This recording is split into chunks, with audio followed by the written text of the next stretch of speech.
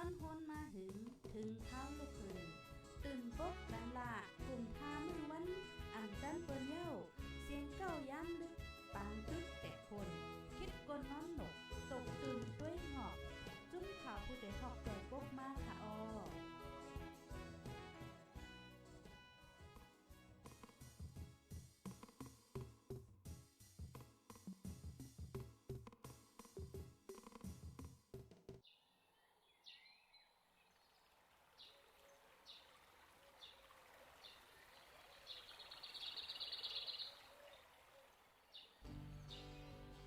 สิ่งแวดล้อมหลีตัวมีสายเจอจังอยู่ลีละเพอย่าแดดไม่เผาป่าตาไล่ล้มมัดเสอกัดเย็นตาให้ไล่ละเพเขียนสภาวะพร้อมกันปลุกต้นไม่นำน้ำตา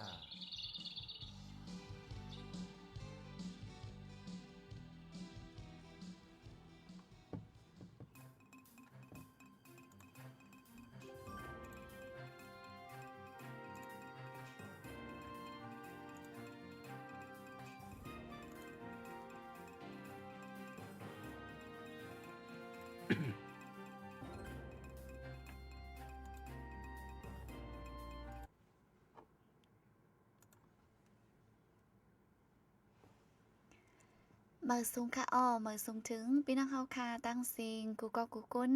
ในวันมื้อในค่ะเดี๋ยวจะส่องเบิ่งอยู่ลีกัดเย็นอยู่กูก็กูกุ้นค่ะค่ะวันมื้อในพบทบกันดีเนอร์ตอนรายการแหลกลายตั้งหันถึงอุบโอจอมโหเปาก่อลิกไล่ไลฟ์ไงใต้เว้งเก่งใหม่เฮาไหนค่ะก็ตีแมนอยู่ในวันที่28เดือนธันวาคมจันยารีปี2526ไหนค่ะปีได้เฮาค่ะแต่ก็2/1ปักปี20นี้ซัมเมอร์11คำดีเนอร์วันพุธนะคะเป็นดีเนอร์ตอนรายการวันพุธนะคะก็ตอนในก็มื้อในเป็นวันสุดนะคะเนาะเฮาค่ะพบทบกัน1วง1วันนะคะพี่น้องเฮาค่ะค่ะอยู่ดีแล้วสิเข้ามาปันแห้งอยู่ในจึงต้องตักมาไหลจอมไหนค่ะเนาะเยาก็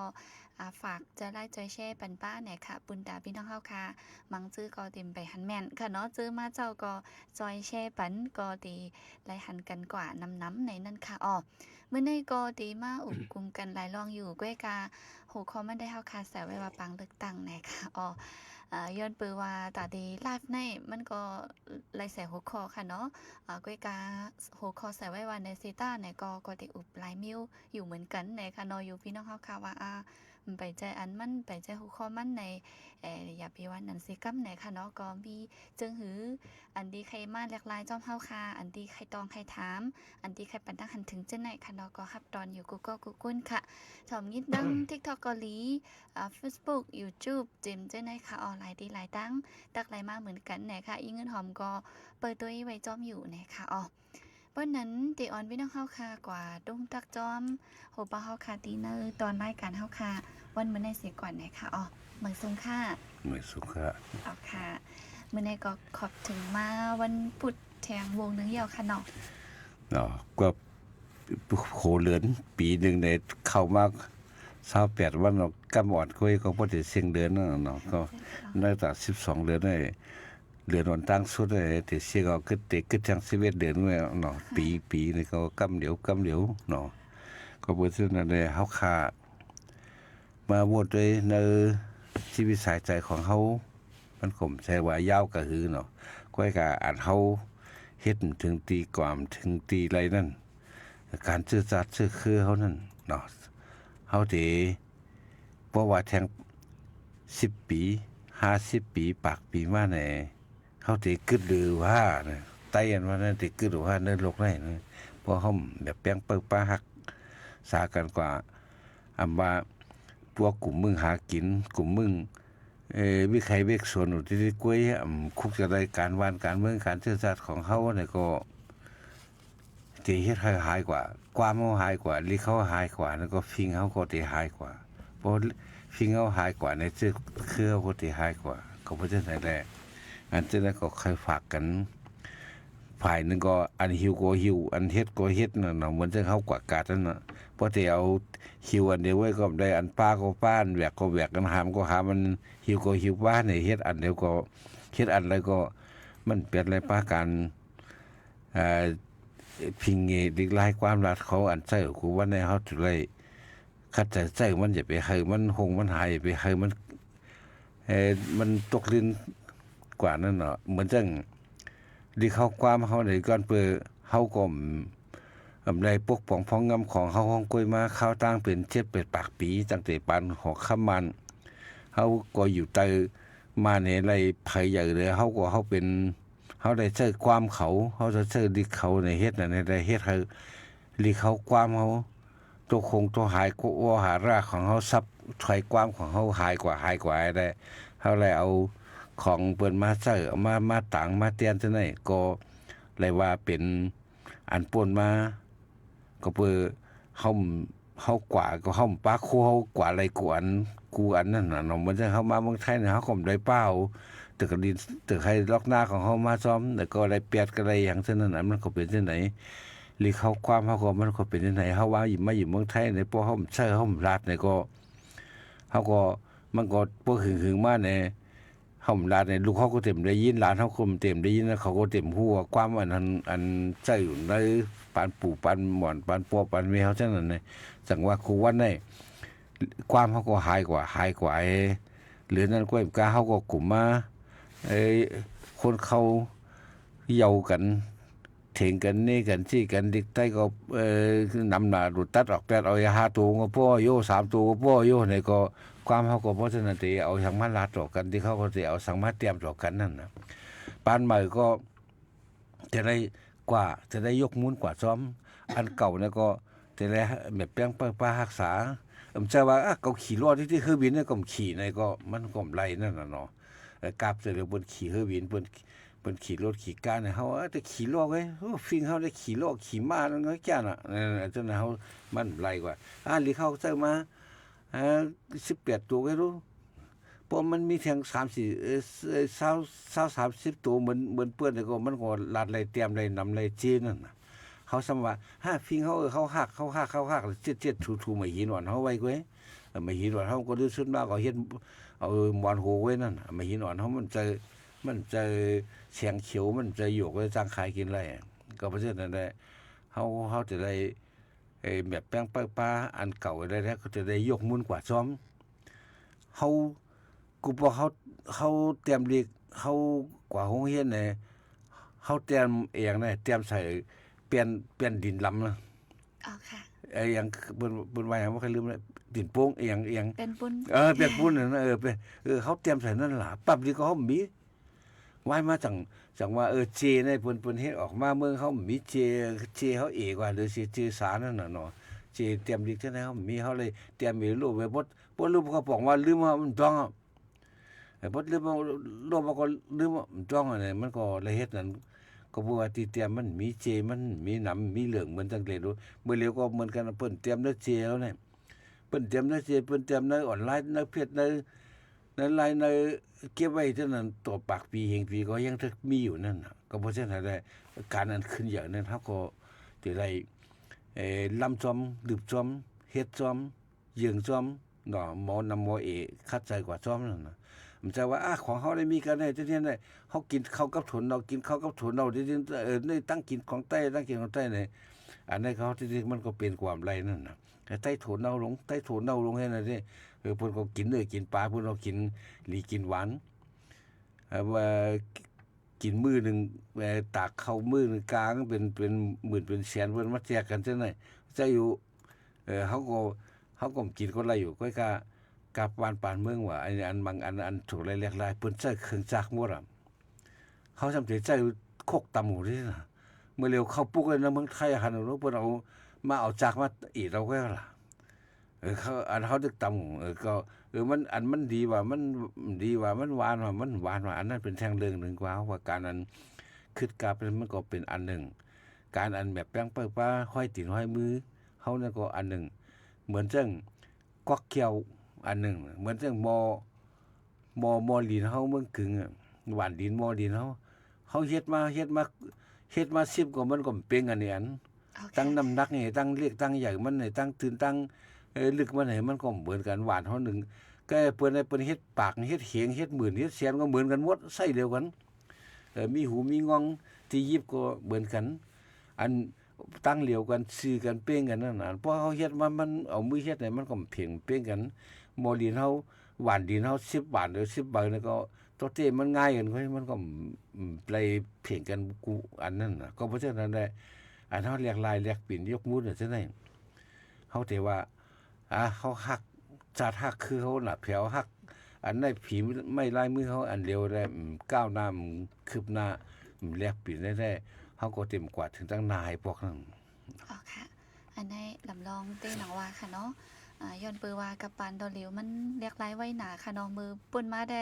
4-50 ปีดองก็หันลองเรียกไล่5เนี่ยกำแน่1 ปีก็ฮับบ่เรียกไล่ไว้ลำป่อมใครคือแล้วค่ะเนาะย้อนนั่นแหละการเรียกไล่จอมได้ก็ลำลองเต้ๆว่าๆเนี่ยค่ะกูฝ่ายนั่นขนาดเนาะอ๋อค่ะยกก็มาตุ้ยได้ในเมืองเฮาค่ะบางเลือกตั้งก็ยาวกว่าตั้ง3กัมเอาค่ะเนาะอ๋อค่ะประมาช่วยการเลือกตั้งเลยนะการเลือกตั้งในที่มือไปเลือกตั้งวันเนาะไปเลือกตั้งในเฮาก็เอาจ้อมนับเผื่อเขาฝรั่งเขาป้ายโหวตของเขาสารคัดการเลือกตั้งเพราะว่าสารคัดเนี่ยเหมือนจังตั้งแต่ปึงถึงเบิ่งเขาเย้ามาเมื่อ208แล้วก็210มาก็มามีเจเลือกตั้งพอมามีเลือกตั้งไหนนะ5 ปี10แล้วก็15ก็20เนี่ยมันก็ติกว่าเท่านั้นในเมื่อ25ให้มีน้องไหลก็มันก็มาเฮ็ดจอมได้คือมันกว่าขึ้นเขาล็อกกงจักอันปั่นอยู่นะเฮาก็สำสารคัดนั่นน่ะพลังไอ้หน้าเผือกว่าวันสารคัดวันกันสารคัดเมืองบ้านสารคัดมานเขาวันกันสารคัดเฮาก็สารคัดจอมเลื่อนสุดมาเฮาสารคัดก็เขาก็เฮ็ดอยู่นั่นเลือกก็เขาเป้เลือกก็เขาเป้ก้อยกาเขาเป้ได้ถูกตั้งการเนี่ยมันก็จะมาด้วยทางนั้นป้อมถูกในเลือกก็มีน้องหลายก็เป็นอย่างนั้นน่ะมันก็ยิบกองอยู่ในเงามืดนะเฮาก็กะไรกลมใต้กองปลายกองนั่นน่ะก็เลยเพราะว่าเลือกตั้งมาเนี่ยในข้าวตั้ง5 ปีเนี่ย2เมืองเปิ้นมีล่ะเลือกตั้ง2-3 ปอกได้เลือกมา3 ปอกก็เขายังมีถึง10นั่นน่ะตัวแทนใต้เขามีถึง10หรือย้อนเพราะว่าเขาก็สารคัดจำเปิ้นเพราะสารคัดจำเปิ้นเขาก็บ่ได้สังเปิ้นได้เปเจอต้องกี้เมืองหลวงก็เป็นของเปิ้นว่าเป็นพร้อมใจตัวแทนเฮากว่าพร้อมใจตัวแทนเป็นของเปิ้นนั่นแต่พร้อมใจตัวแทนก็บอกว่ามันจะของเฮานั่นจังได๋กว่าสอนกันสารคัดเปิ้นเดียวไว้เฮาอย่างนำลึกน้ำตื่นมันกำไดเป็นตั้งการให้ก็อันเขาเลือกตั้งมาเขาถึงได้อยู่5 ปีนั่นน่ะอำนาจเขาได้มี5 ปีนั่นก็ก็เพราะ5 ปีในมีน้องหลายก็มีน้องหลายน่ะก็อาจจะได้เลือกมาแทงว่าเพราะว่ามันนำวักกงเหรียญเปียดแทงให้ได้เป้แล้วก็มันก็บ่ได้เหมือนปี2เฮง15นั่นน่ะเมื่อ2เฮง10ได้ซึ่งมันก็เอาซึ่งมันเข้ามาเอาตึงเสียงเข้ามาเป็นจอมซึ่งเพราะตึงเสียงเข้ามาเป็นจอมซึ่งก็อุบกันง่ายลาดกันง่ายลาดต่อกันไล่เพราะเป็นบ่มือไปเลือกตั้งให้ลาดต่อกันก็ไล่เฮาก็มีตัวแทนซึ่งมันก็เขาก็กูกินก้นเหล่าก้นหลงผู้ใหญ่ของเขาเพราะว่าเขาอยากเสียเขาอยู่ย่อมแกพอมาเลือกตั้งไหนเขาเป็นผู้แทนในก้นของเขาเป็นผู้แทนในกำลังซึกมาเรากันอะไรกูมันเป็นผู้แทนนั่นเนี่ยใช่ไหมนั่นก็มันมีฟาวเวอร์ขึ้นมามันมีหูเงาขึ้นมากำลังในการเลือกตั้งได้เขาก็จะอยู่ถึง15อยู่ถึง5 ปีไว้พวก5 ปีก็มันก็จะได้เลือกมาอันนี้บอกว่าทีมโลกสีอันเมียนตั้งการเต็มตั้งการก็ยาวอันเต็มคับก็ยาวมันก็ยังมีพรดีอยู่นั่นน่ะเพราะมาตัวเมืองใน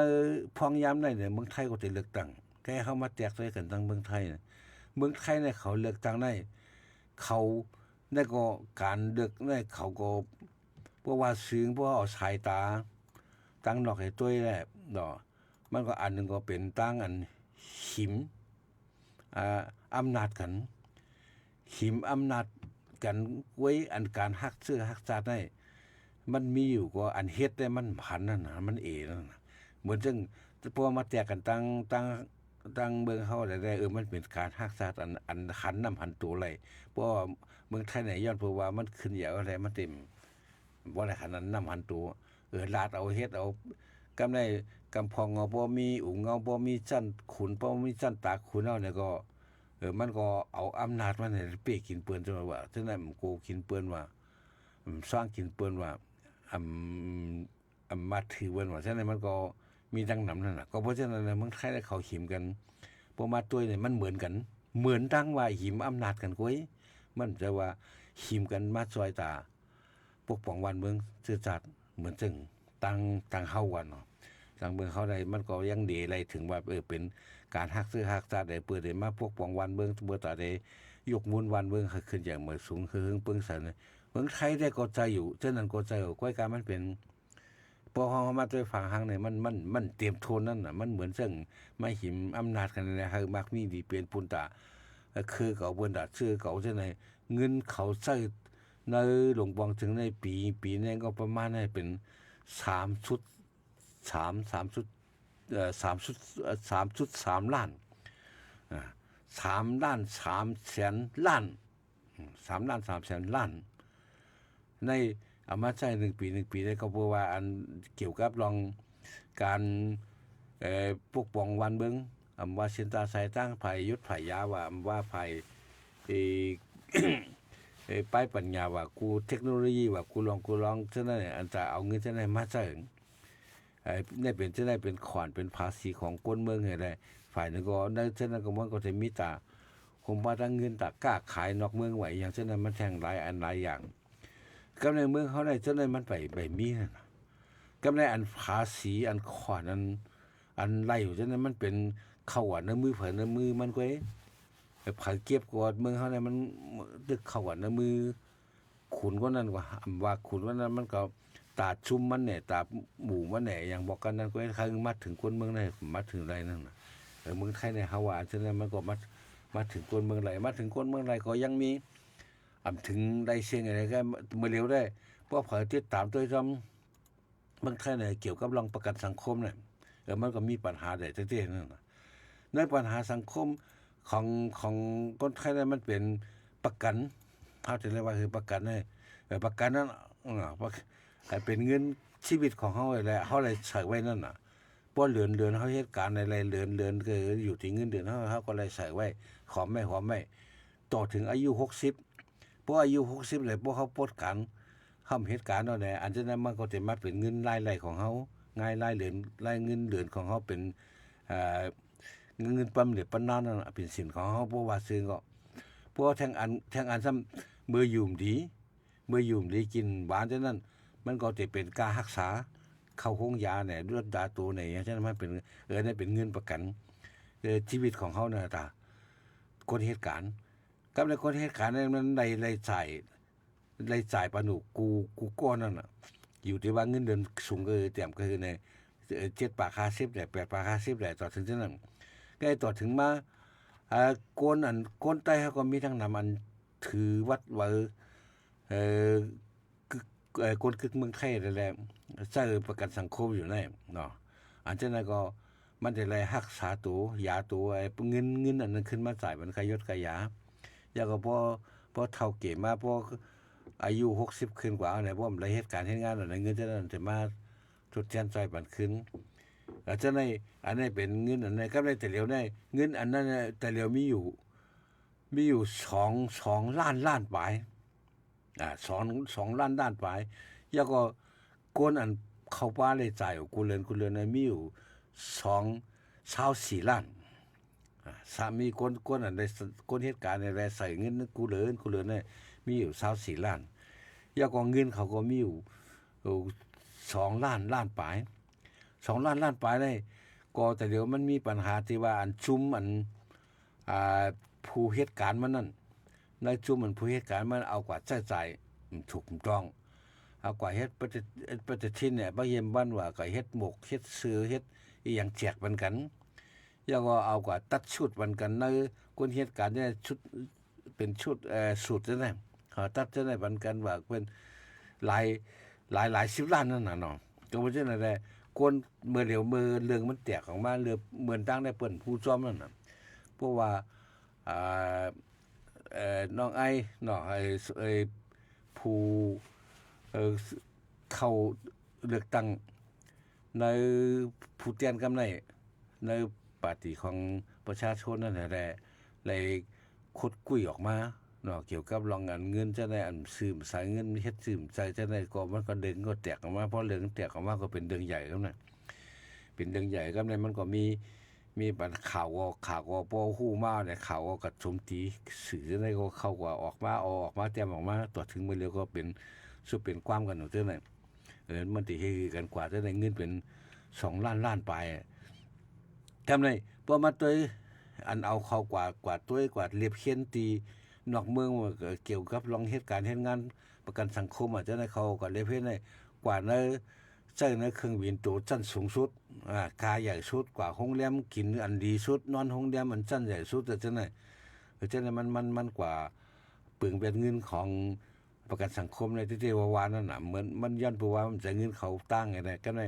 อันเช่นนั้นก็คนเมืองก็ปอใส่ในสายขอนสายภาษีสายประกันสังคมจังได๋ก็ปอใส่ห้านใจออกมาเพื่อก็เป็นเรื่องกันเงินเขาซ้ำเอากว่าใช้เมื่อเริ่มมาล่าซั่นนั้นบอกว่าซั่นนั้นเฮ็ดนั่นนี่แหละซ้ำมาเป็นได้ข่าวอันที่เลือกตั้งแน่มันก็เรื่องมันก็ยงใหญ่กันกว่ามั่วได้กำไรมีปาร์ตี้อะไรออกมาลาดนั่นน่ะเกี่ยวกับอันประกันสังคมเงินประกันสังคมเนี่ยมีไผออกมาแกดกังปันเฮกังปันมีไผออกมารัดมีก้อยมีเอาปาร์ตี้ของประชาชนในไว้เนาะปาร์ตี้คนเมืองในไว้น่ะขึ้นออกมาแล้วก็อาจจะแล้วก็แต่เดียวเป็นเรื่องเป็นเล่าก็ไม่ได้ฝ่ายนึงก็ในเมืองไทยก็หาเรื่องกันปาร์ตี้นั่นปาร์ตี้นี่หาเรื่องกันแล้วก็มันมีลองเงิน4โมนเงินแตกแรงเงินหมดใส่ว่าเนาะเงินได้หมดใส่คือไล่มาที่สแกมเมอร์น่ะไล่มาที่อย่างอันการลองออนไลน์น่ะอันเช่นนั้นน่ะไอ้ call center น่ะใน call center น่ะสแกมเมอร์ว่าอย่างเช่นนั้นเงินเช่นนั้นไล่มาที่นั่นเนี่ยกำในอันดีโกเลยเพิ่นได้แต่แล้วไผก็ไม่จะว่าเงินจะไหนติลูกกันนั่นให้มาซื้อเสียงคนเมืองเฮาเลือกตั้งพอซื้อเสียงก็ได้ซื้อพองหลงมาวางแผนเอาไว้เหตุการณ์จังได๋เพราะว่าเงิน10,000ล้าน 20,000ล้านจังนั้นมันมีปัญหานั่นน่ะเขาเงินสแกมเมอร์น่ะก็เพราะฉะนั้นอันนี้คนไทยว่าบางเชื่อกว่าก็เข้าใจป้องใจแทงอันก็ผู้ลงเหรียญของการเมืองไทยเนี่ยอำทัดสั่งหนีคนเมืองว่ามันสิเป็นจังได๋เงินได้เป็นจังได๋มาปาร์ตี้อันเฮาหลกกำแถมเป็นปาร์ตี้อันเหตุการณ์ดีเหตุการณ์สื่อสารจังได๋ผู้จังได๋ก็ขันถึงรัฐนักวิชาการว่าเฮาว่าผู้ลงเหรียญจังได๋เขากว่าลาดว่าไผเตเป้บอกกันนั่นไว้อันไหนเตเป้ก็บ่จังนั้นแหละอาจจะได้บอกว่าบางก็เตะไรเงินไรต้องที่ปาร์ตี้นั่นน่ะแล้วก็เฮากลมคู่กันเนาะจังได๋มันก็มีผลประโยชน์ท่าเนี่ยก็สั่งได้ให้อย่างผู้ลงเหรียญเนี่ยมันถูกไล่ลัดนี่คนเมืองว่าคนเมืองปาร์ตี้อันเฮาลูกกำแถมเฮาโดนเลิกปาร์ตี้อันเหตุการณ์ตาชื่อจัดวันเมืองชื่อหือยก็อันชื่อเหมือนจังชื่อเสียงในแต่แล้วได้ต่อถึง1โหได้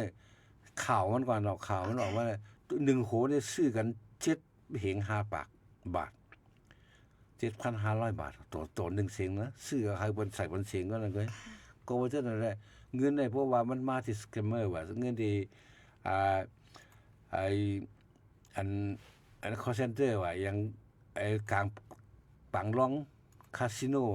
นของออนไลน์ว่าจังได๋มันก็สิมีเงินจังได๋ไหลมานำนั่นน่ะมันเป็นเงินวอกเงินโกงเงินเหรียญกันได้ออกมาก็เพราะฉะนั้นเงินเขาจ่ายไว้กูบอกได้เขากินเงินน้อยหลงเอาเงินน้อยหลงมาจ่ายกินเงินน้อยหลงบางซึ่งเอาฮักเอาเงินหลงบางซึ่งมาจ่ายซื้อเสียงแต่เดี๋ยวนี้มันจะเขาก็เอาเงินอะไรมาที่สแกมเมอร์เขาว่าคอลเซ็นเตอร์เขาว่าแล้วก็คาสิโนออนไลน์เขาว่าจังได๋เอาจังได๋มาเป็นเงินตัดมาแลกเงินน่ะเงินจังได๋อันกว่าเขาว่าในหุ้นกว่าซื้อก็มาขายแล้วก็เอาเงินจังได๋มาซื้อบ่เงินมาซื้อเอาพอออกมาถ้าเป็นเงินอันเขาไล่มาที่นั่นที่ใดเป็นเงินใสบอกว่าเขาว่าฟอกเงินเนี่ยซักเงินนั่นน่ะซักให้มันใสซักให้มันขาวเงินหมุนเงินซาจังน่ะเฮ็ดให้มันขาวเนี่ยอันนี้ก็เป็นปัญหาหลงตาเมืองไทยก็มันมีอยู่2ฝ่ายอันนึงได้ก็เขาแข่งกันมันมีฝ่ายฮักสัตว์ ติมก็สีก้นเมืองแหละติมก็สีเจื้อจัดนั่นน่ะเพราะเมื่อเขาก็มีเขาก็ย่ามามือ30 ปีเนี่ยติมก็เจื้อจัดแล้วติมก็สีคนเมืองเนี่ยตั้งปาร์ตี้ของตับซึกของ SSC ของเขาแล้วเขาบ่ได้แตกกันมาน่ะกำพองติจอมขุมยึดกำพองจอมกำพองติกำพองยึดถือเอาติมก็สีเจื้อจัดเป็นใหญ่กำพองยึดเอาติมก็สีคนเมืองเป็นใหญ่อันติมก็สีเจื้อจัดแล้วก็เจ้าก้อนเชิงมาตั้งที่เปียงหลงปังมาสูงนั่นเบอร์เหง9 ปาก90เหง9 ปาก69เห็นแล้วอันนี้อยากเพออกมาจากที่กลุ่มผมนี่ตั้งผ่ายพุ่นก็มันก็มีลันชุดมาเจ้าแสงซึกเขาเจ้าจ้างเขาเช่นแล้วก็เพออกมาในติมกสีคนเมืองเห็นแล้วเอาติมกสียึดถือเอาติมกสีเจื้อจัดนั่นจังได๋เมืองไทยบ่ว่ามันก็เป็นจังได๋อันฮักเจื้อจัดว่าอันฮักเจื้อจัดทั้งอันตัวต่อเนื้อกวนเมืองทั้งหมดติมกสีกวนเมืองเนี่ยติเมืองไทยเนี่ยมันเป็นเมืองขึ้นใหญ่ว่าล่ะเขาทุกไรเป็นติมกสีกวนเมืองยาวกว่ามันมีเจ้าคือหลายคืออันอยู่เหมือนจังเมืองห่มตุ่มเหมือนเฮาว่ามันเป็นเจ้าคืออันอยู่ในเมืองไทยมาเต็มปึ้งนี่แหละอันนั้นมันก็มีปัญหาสังนั้นน่ะเพราะว่าติมกสีเจื้อจัดเนี่ย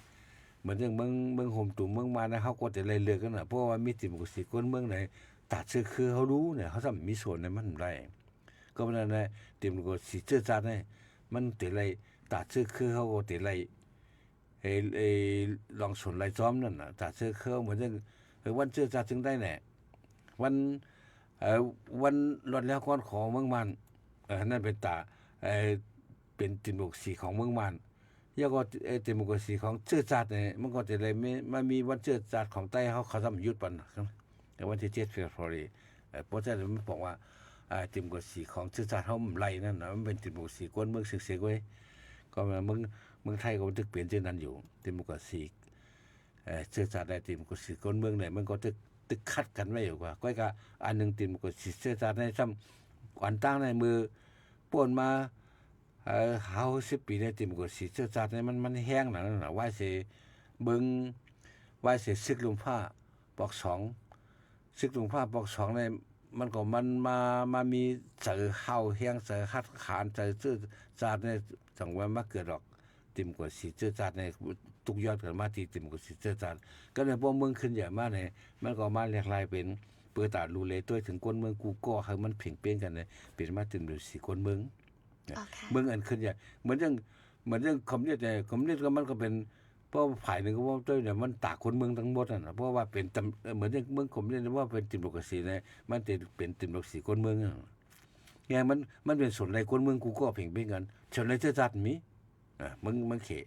ส่วนในเจ้าจัดก้อยกะคนเมืองเนี่ยมันเดี๋ยวนั้นเป็นใหญ่ว่ายมาก็มันก็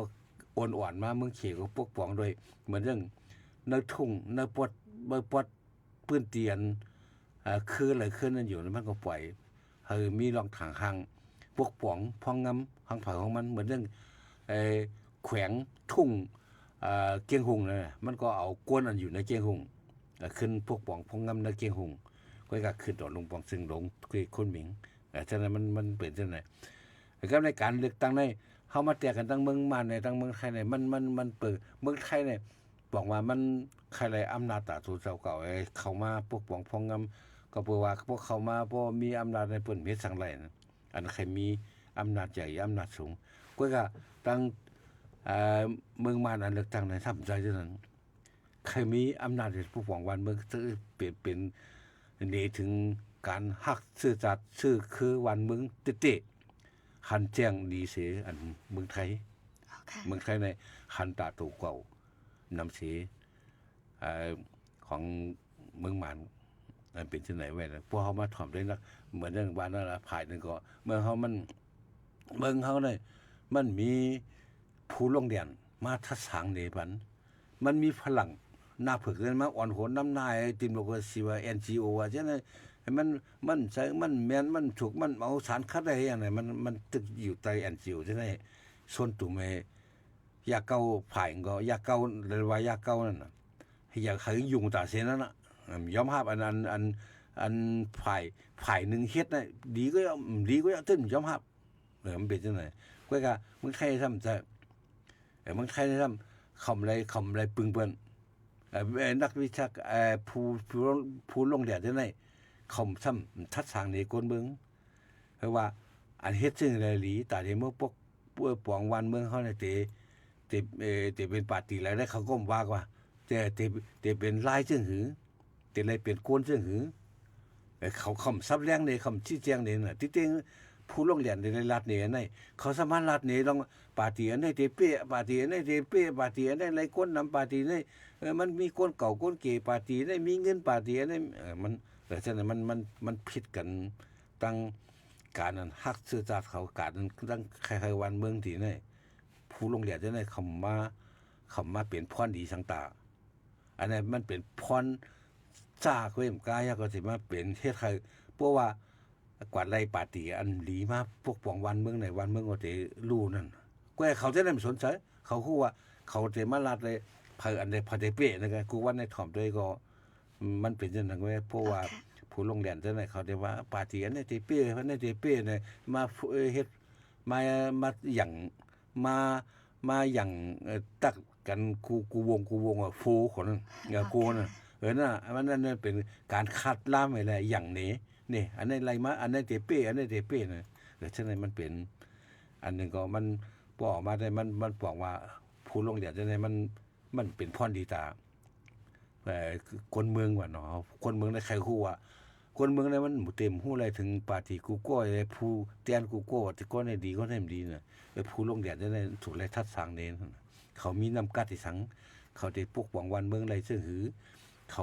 ขามีไผคือกล้วยเขาจุ้มอันเฮาแต่เอาก้นอันกินเงิน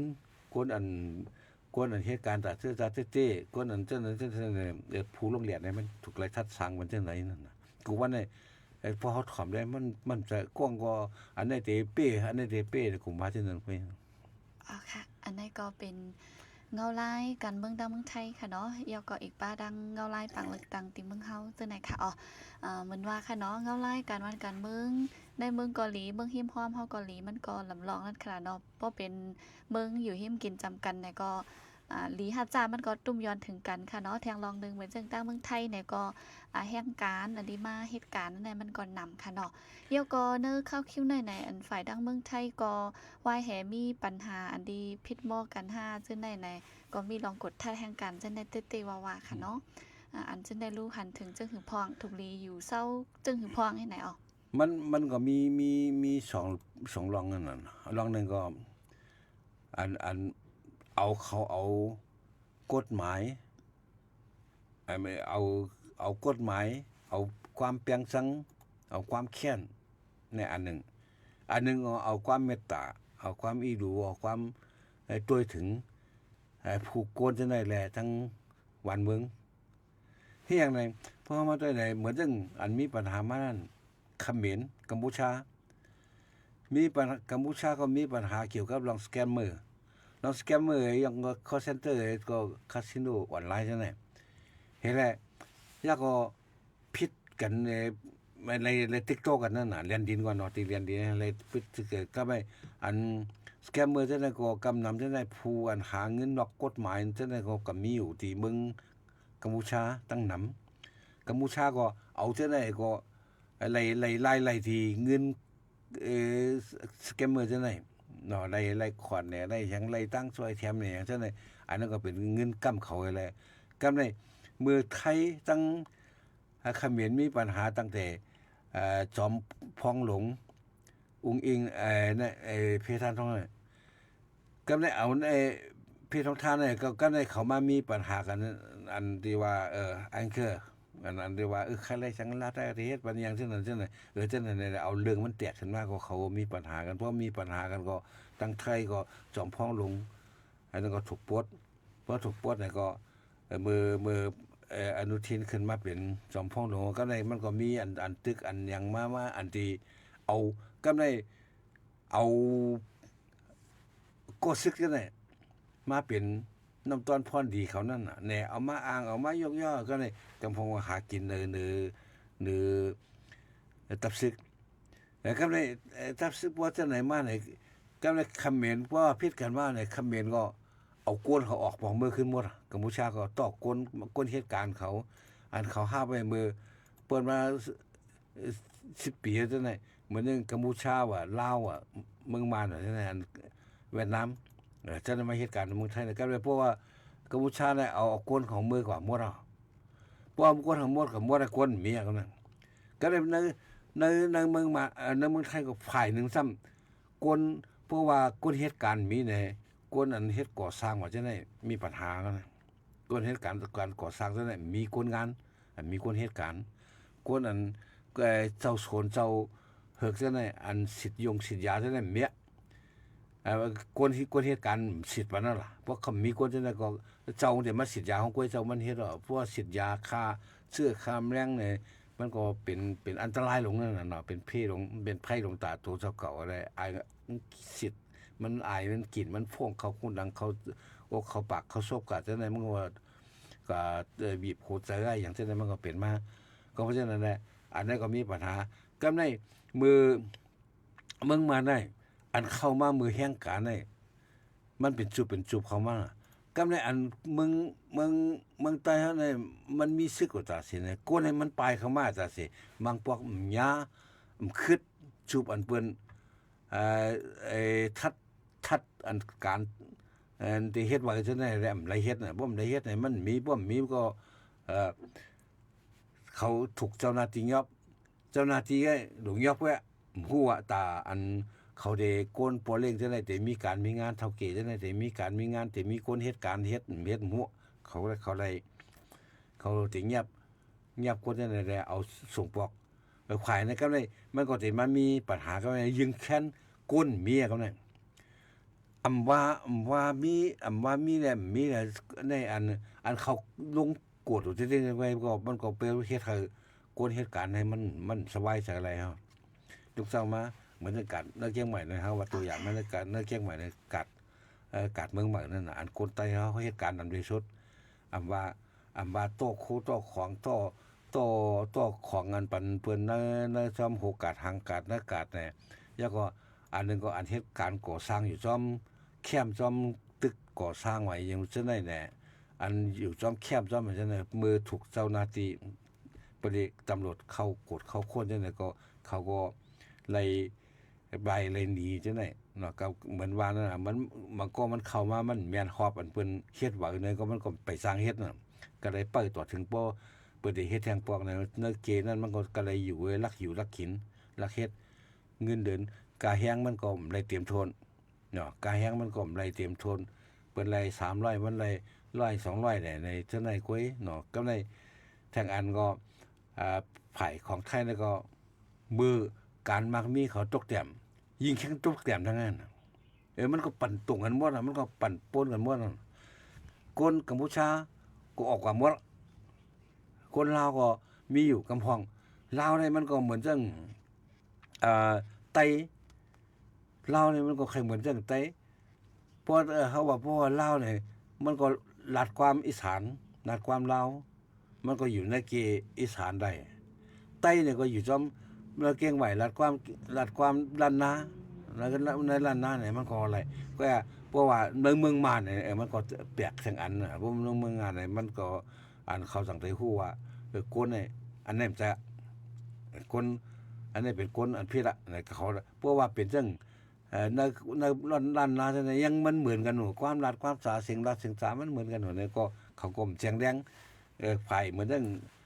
ลาวเนี่ยก็เหมือนกันพวกเขามาในอีสานก็มีตั้งนำนั่นน่ะเขาก็รัดเหมือนกันใช่ไหมมีปัญหาอันเขาว่ายังอยู่ไรกว่าเช่นในย้อนเบิ่งเหมือนง่ายกันเองเลยยังอยู่ไรนั่นก้อยกาโตว่าที่จริงในเพราะว่าเมื่อนานมาในตั้งเจ้าหน้าที่ก็ติดเข็มมาที่เนี่ย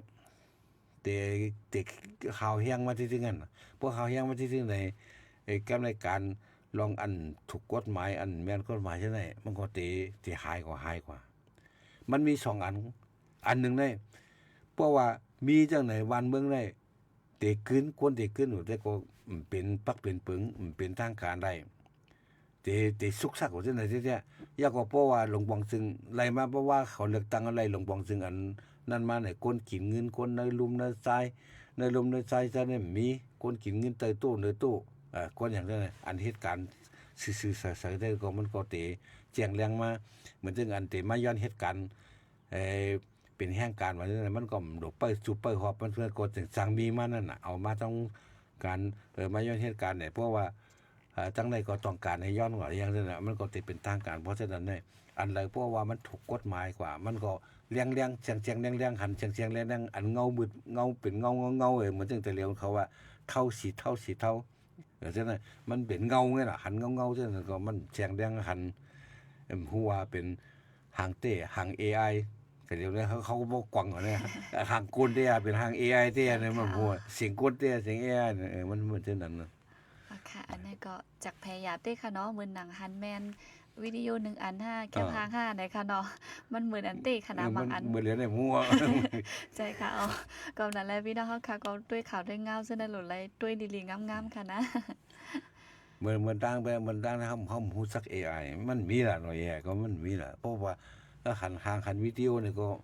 มันตรงได้มันอย่างไรมันป้อมใจเพราะว่าแคปหางหลายๆกันมันตรงได้เฮาซำฮู้มันเป็นแต้มเอาไหนอย่างนี้ก็เนี่ยมันว่าเป็นวิดีโอเนี่ยมันตรงได้มันดึงได้มันลัดได้ออกเสียงได้เขาก็ว่าเป็นก้นมันที่มันใจมันเป็น AI กันบางอันเท่านั้นเขาก็ในเกกาบานปานเมืองมื้อเหลียวเนี่ยอันหลายว่ามันก็อันตั้งหน้าก็เขาก็ได้ไรกว่าอันของเขาก็ดีแบบแป้งรักษาไว้เหมือนจังก้นอันเหมือนจังมันก็เรากว่าลองดีกว่าเท่านั้นเหมือนกันเมื่อเหลียวได้เปิ้นได้ดิกเปิ้นความเปิ้นก็ยกมูลเมซ่องอันตัวเมมันเต็มแล้วก็ความลาดมันเปิ้นยกมูลจอมนั่นน่ะความปานใหม่ความวัยรุ่นหุ่นเช่นมาจังได๋มันออกมานำล่ะถ้าเขาพูดเลยเสียงแต่เดี๋ยวในข่าวอันเขารัดในข่าวเนี่ยมันบ่ป้อมนั่นเขาพอเขาสิมาอ่านเหมือนดิกสุตาแต่เขาก็คิดเบิ่นการเตรียมข่าวเหมือนกันไอ้ตอนเตรียมข่าวที่เตรียมเหมือนจังกล่องสีอุกท่าลงใหม่อย่างนี้เหมือนจังก็บอกว่ามันคิดว่าเนาะด้วยข่าวไทยเขาก็ความลัดเขามันเขาว่าเขาแฮกกันว่าเขาอย่างนั้นมันก็มันมีน้ำหนักว่าความอันออกมาใหม่ๆความมันใส่ในวงการการข่าวเนี่ยในการวัยรุ่นเนี่ยคนแซนดุ่มเขาใช้กันแหละมันนำแล้วก็เพราะฉะนั้นเขาจำเป็นถืออันเฮาได้ปอกกว่าในปานเจ้ากลางเสือ2ปากปลาย2ปากปีปลายเฮาได้ปอกก็อยู่ขึ้นนั่นจะมือเขามือกูบอกเป็นจังได๋เฮาดูอยู่จังได๋เฮาดูฮักจังได๋เนี่ยมันก็บ่ไรนั่นน่ะเหมือนเรื่องบุญเซาไว้มือเหลียวเนี่ยเจอว่าเห็นในวินัยไว้เห็นบาตังโดกันธรรมจริยาเฮาก็ยังในดอกเตอร์แท้งก็จังได๋ก็พูดว่าการตั้งนานให้มันนำมันสูงน่ะที่ก่อนเนาะเฮาจำสิเอาเก่าแล้วบ่ธรรมจริยาก็แล้วอ่ะลูกว่าละในดอกในบ่ใช้ปาลีกูเตียนี่ที่ก็รัดต่อไปได้เดี๋ยวปาลีของเฮาสิกดรัดต่อไปแต่เดี๋ยวเป็นรัดเป็นความในโลกในเป็นรัดใช้กันอย่างกันน่ะเนาะความคิดว่าความขี้ว่าความอย่างจังได๋ก็จังได๋เฮาเดี๋ยวสิก็ใช้ปาลีต่อไปนี่มันก็สิรัดต่อไปล่ะลูกเฮาลูกว่าเมืองอินเดียที่ก็จังก็เพิ่นจังนั้นมันเรียกลายเฮาในกาวานปานเมืองเรียกลายก็เอาไปไม่รู้เรียกลายเหมือนซึ่งกำนำก็ทางอ่านก็เลยเชื่อสังฆาเจ้าเขาเนาะมีข่าวยามใดเห็นมาเห็นเมืองนอกนำเสก้นเฮือนได้มาเห็นเมืองนอกสีโหศรีลังกาอังกฤษจะได้นำเสก้นเมืองเอากันเนาะก้นเฮือนนำเสก้นเฮือนเนาะก็เป็นใครเต็มเด็กเต็มลายเต็มลองใจจำเป็นต้องเตรียมอันเฮาหมอก็ล่ะอันเฮาฮู้เฮาหมอแล้วก็ปิ่นภาษามานั่นน่ะเนาะปิ่นภาษาเหมือนจังบ้านพวกเขาปิ่นภาษาปาตาเวียนว่าเหมือนจังไทยก็แปลภาษาว่าจังได๋เอาขึ้นมาออกเป็นเฮ็ดให้คนเมืองไหลฮู้ไหลหมอซ้อมเขาคนเมืองฮู้ก็กูบอกให้มันก็เป็นชาตินิยมในการรักษานั้นยอมรับฮู้หลีกเปิ้นความเปิ้นยอมสนใจนั่นไว้มาก็บ บ่เร็วนี้มันใจเพราะฉะนั้นในกำในเขาก็หนังสือบ้านเมืองเขาเคยว่าไปสายไปเรือนลาวกลางวันแหนมว่าไปปัจฉีวีน้ำดินหินผาแหนมว่าไปเครื่องจักรเนี่ยเทคโนโลยีอย่างหลายเสื้อหลายเปลือกจังได๋ก็เขาก็อันไรเห็นฮู้มาก็เตรียมห้องไว้อันไรเห็นฮู้เขาก็อ่านเอาของเปิ้นเอามาแปลนั่นน่ะมาเปลี่ยนเป็นภาษาของเฮาเนี่ยก็เฮ็ดให้กวนเฮาหลายฮู้นำเหมือนเร็วในเชียงใหม่มีปรับขายลิงใต้อยู่จังได๋ก็อันลองยื้อลาวเก่งซึ่งเมืองควันว่าอย่างเช่นมันจังก็คือก็ยื้อลาวกันแล้วนะก็เดี๋ยวเปิ้นคือบินเปิ้นเนี่ยก็หมดเฮาก็ถูกได้แหลกลายเปลี่ยนแปลงซ้อมก็สังฆาเจ้าเขาก็อันใดมาเห็นนอกๆดำๆจังได๋ก็เอาความรู้ความหันจังได๋ขึ้นมาเตรียมออกดิกนำเนาะเอามาเป็นความรู้ความหันนั้นก็เอาปิ่นมาปิดเป็นภาษาใต้แหละให้มันเข้ากันในเขตใต้เฮาเนาะอาจจะนั้นก็มันสิเฮ็ดให้เฮาขึ้นใหญ่มาเหมือนกูบอกว่าเมืองมาเหมือนได้มั้ยมันเป็นภาษาได้แต่ถึงจะเรียกว่าจักมีอยู่นั่นเมืองไทยก็เอาซั่นนั่นน่ะมันก็เพื่อว่าออกเฮาความรู้ของเฮาเนี่ยเมื่อเหลียวในครูนักลูกเรียนเนี่ยออกให้เป็นกันเนาะครูโหลเลยเรียนไว้อย่างคือล้วนเต็มล้ำขึ้นเลยน่ะล้วนก็เรียนเขาใครฮู้อย่างเขาเต้าอะไรงานอะไรความรู้มันมีกูเตียก็ได้ครูพวกนั้นได้ลูกเรียนได้แต่ฮู้เถอะครูก็ได้ครูอะไรปริญญาตรีจบปีเอกก็ได้ก็ได้ขึ้นทางนั้นปริญญาโทเนี่ยครูเนี่ยเพิ่งขึ้นก็ได้เพิ่งโทปริญญาเอกด็อกเตอร์จังได๋แต่เดี๋ยวนี้ด็อกเตอร์นี่มันเป็นอันตึกๆเจออะไรวะแต่เดี๋ยวนี้เป็นปริญญาโทเนี่ยมันเป็นอันกลางๆว่ะกูบอกให้ปริญญาตรีเนี่ยก็จ้างเอาแต่เดี๋ยวนี้มันใช้ปริญญาตรีเนี่ยหลายๆเนี่ยใครหาการนำไรปีนึงคนเมืองไทยอย่าโรงเรียนโหแสนมันน่ะการมีปันมีการค่ะจังได๋อันนี้ก็มันว่าค่ะเนาะก็หันลีจอมอยู่ค่ะเหมือนหนังว่าปิ่นเอาดีเปิ้นมามันก็เป็นเปิ้นหูอันที่ได้ทำไปมีนั่นค่ะเราอำใจว่ากว่าเอาออกเปิ้นมาใจมาก็ได้ว่าจังได๋ค่ะนะมันเพราะอันลายเฮ็ดกูวัดในโลกในเขาจังนั้นน่ะเผาแค้นลายเฮ็ดมันนั่นตัวเหมือนจังสามก๊กนี่ลายซึกลายตึกลายซึกลายการกล้าลายการมันมีจังได๋ตั้งโลกออกมาเอาป่วนมาหลายปีนี่นั่นคือวงวางป่วนมา9ปี10ปีนี่เอามาใช้ติเอามาอ่านกันเอามาตุ้ยกันเป็นหนังเฮ็ดเป็นหนังคือเป็นวิดีโอเป็นอีหยังจังขึ้นมาก็มันเฮียมือออกห้อมเปียงเพิ่นนั่นน่ะเฮาก็ลูกก็เอาลายอันเพิ่นเฮ็ดนั่นอันลายเพิ่นเฮ็ดขึ้นใหญ่จังเฮาก็เหมือนกำนำได้อันในลึกจังได๋เพิ่นเตรียมอันจะว่าเตรียมมันเป็นหลายน่ะเตรียมมันดีมันน่ะโคตรแข็งนะกวนอันเขียนบ่ก็ว่าเขาก็อยู่เมืองมานยามอ่านมากกว่าดินินว่าอีหยังจังบ่สิตรงว่าจังได๋ปิ่นภาษามันนั่นน่ะจังนั้นมึงไทยเขาก็มีของเขานั่นน่ะมึงมานั่นมีลองติมปกติเมื่อพ้องนั้นปรับลองติมปกติมีลองคอมมิวนิสต์ไว้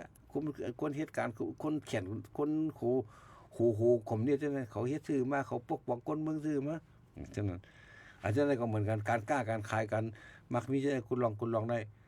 เฮาก็ปิ่นภาษาวันนั้นปิ่นเ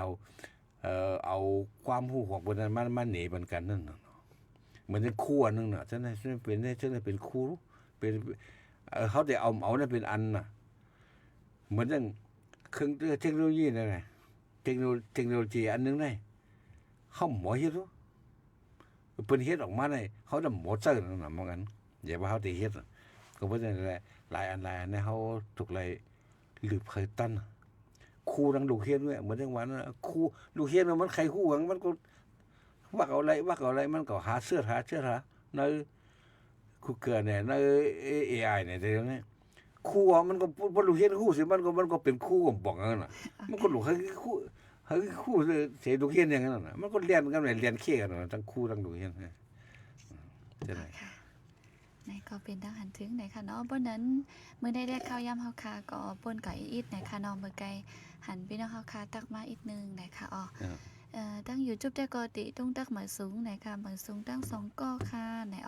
เหมือนสูงเหมือนกันกูก็ค่ะเนาะ มื้อในตั้ง TikTok ก็ติมีว่ายินโจมขอบใจแหน่ค่ะที่มาแหลกหลายตั้งหูตั้งหันแหน่ค่ะอ๋อพี่น้องเฮาค่ะตักมาว่าเมืองไทยในเปิ้นเจอก้นสิทธิ์ยาเย้าค่ะว่าเปิ้นใจโดรนก้อยอ่อนนะคะตองหวานเขาก็เปิ้นก็ใจโดรนก้อยนะคะว่าใจบางทีก็มันก็เมืองไทยก็มันจะคิดการกูตีล่ะมันไปมันรวนมันไม่มีเงินก็รู้ ใจ นะว่ามีรวนก็มันก็ต้องใช้โกนก่อนน่ะโกนให้ใจเขาใจโกนให้คำใจโกนไทยเขาใจโกนงานโกนเหตุการณ์น่ะเฮาก็เมืองไปมีลูกจ้างในเจ้าเฮ็ดท้องกล้วยแต่เดี๋ยวมันเจ้านั้นเฮ็ดแล้วก็บ่ยาเนี่ยมันเป็นตรนมันก็มีมาจะมีมาในเปิ้นใช้เตียนขึ้นอย่างนั้นมีก็จักว่าไทยว่าจังได๋เขาทั้งปาดเข้าไว้เพิ่นใช้เครื่องเงินหมดแล้วเด้อก็เมืองไทยก็มันก็ตึกวานั่นน่ะเนาะเฮาว่าในลองเมืองไทยเนี่ยมันมีปัญหาหลายอันน่ะอย่างในการย้อนไปว่าผู้เฮ็ดการเมืองเขากลุ่มมาสุกยังหิมอาณาหิมอำนาจกันเนาะที่แท้ๆเฮ็ดให้เมืองไทยเนี่ยการมักมีตกแต้มกว่าการในกลุ่มการหากินเลี้ยงต้องหยาบผืดว่าจังได๋คนคงจักว่า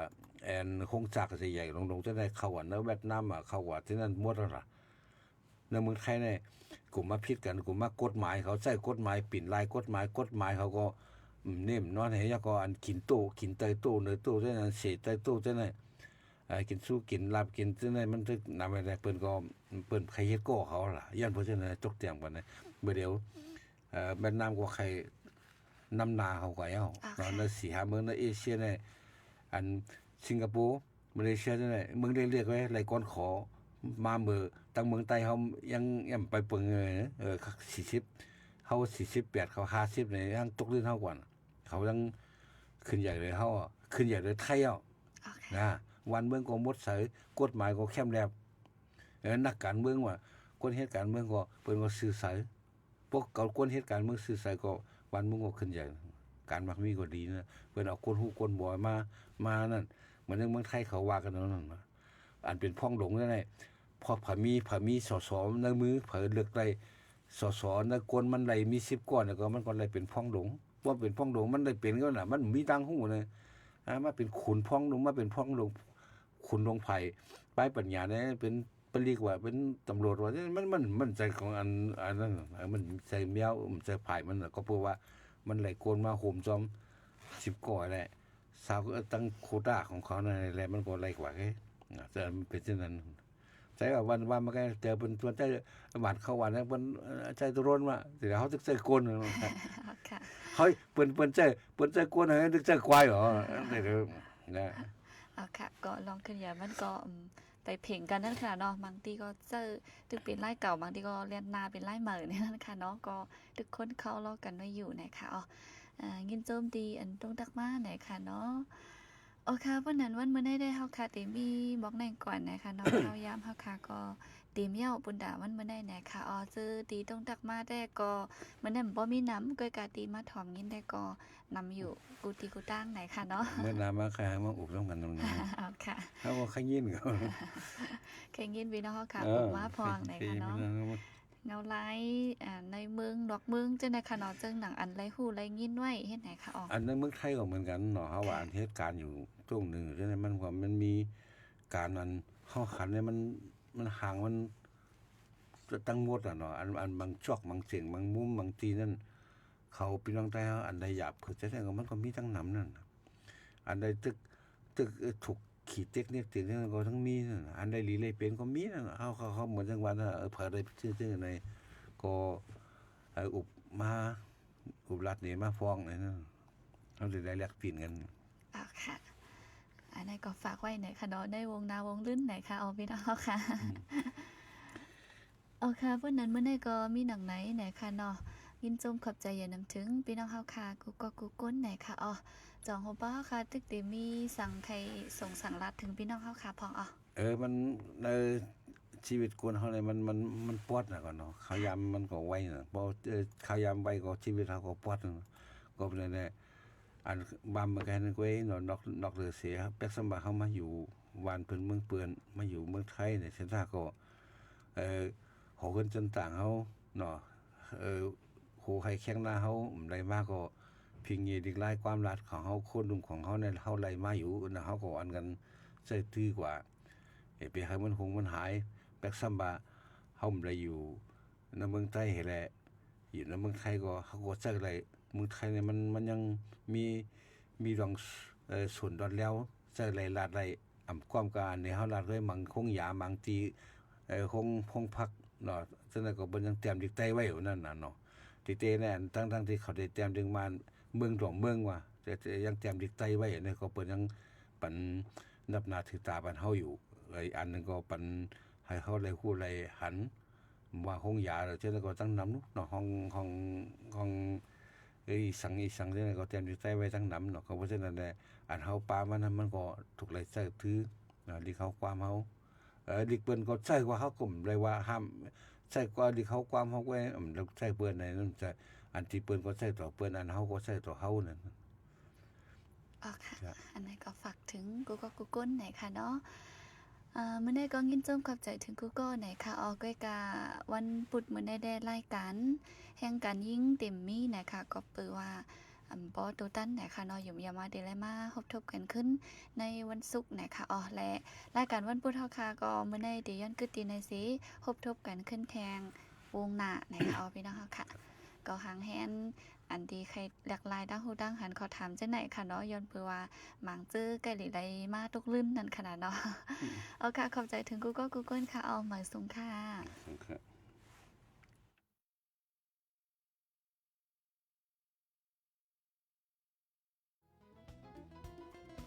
ผู้โดยหอกคันปากพาวฝากดังตู้เสียงโหใจก้นมึง SHAN Radio